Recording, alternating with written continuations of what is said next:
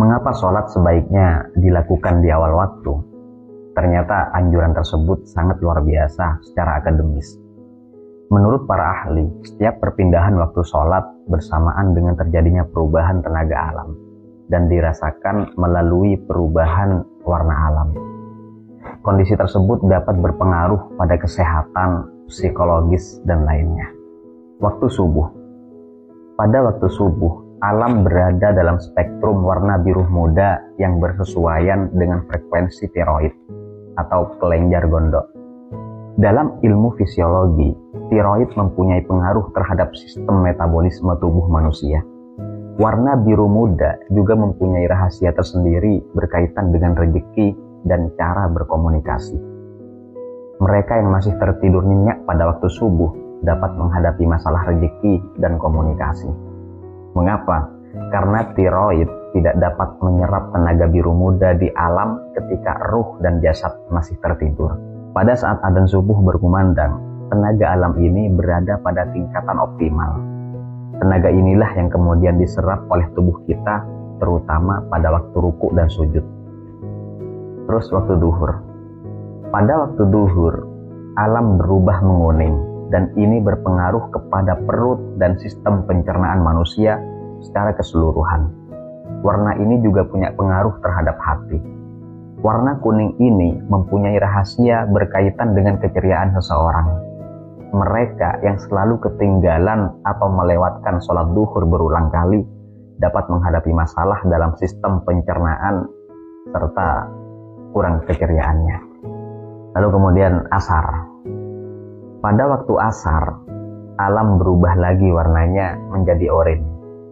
Hal ini berpengaruh cukup signifikan terhadap organ tubuh yaitu prostat, rahim, ovarium, indung telur, dan testis yang merupakan sistem reproduksi secara keseluruhan. Warna oranye di alam juga mempengaruhi kreativitas seseorang. Orang yang sering ketinggalan waktu asar dapat menurun daya kreativitasnya. Di samping itu, organ-organ reproduksi ini juga akan kehilangan tenaga positif dari warna alam tersebut. Lalu kemudian maghrib. Pada waktu maghrib, warna alam kembali berubah menjadi merah. Sering pada waktu itu kita mendengar banyak nasihat orang tua agar tidak berada di luar rumah.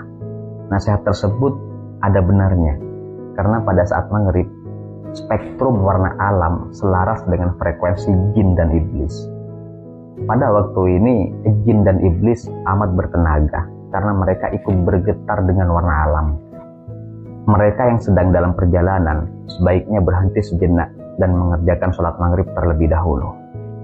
Hal ini lebih baik dan lebih selamat karena pada waktu itu banyak gangguan atau terjadi tumpang tindih dua atau lebih gelombang yang berfrekuensi sama atau hampir sama dan bisa menimbulkan fatamorgana yang bisa mengganggu penglihatan kita.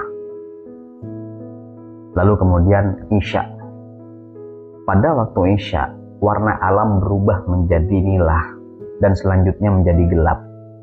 Waktu isya mempunyai rahasia ketentraman dan kedamaian yang frekuensinya sesuai dengan sistem kontrol otak. Mereka yang sering ketinggalan sholat isya bisa sering merasa gelisah. Untuk itulah, ketika alam mulai diselimuti kegelapan, kita dianjurkan untuk mengistirahatkan tubuh ini dengan tidur pada waktu itu. Keadaan jiwa kita berada pada gelombang delta dengan frekuensi di bawah 4 Hz dan seluruh sistem tubuh memasuki waktu rehat. Selepas tengah malam, alam mulai bersinar kembali dengan warna-warna putih, merah jambu, dan ungu. Perubahan warna ini selaras dengan kelenjar pineal, sebuah kelenjar endokrin pada otak.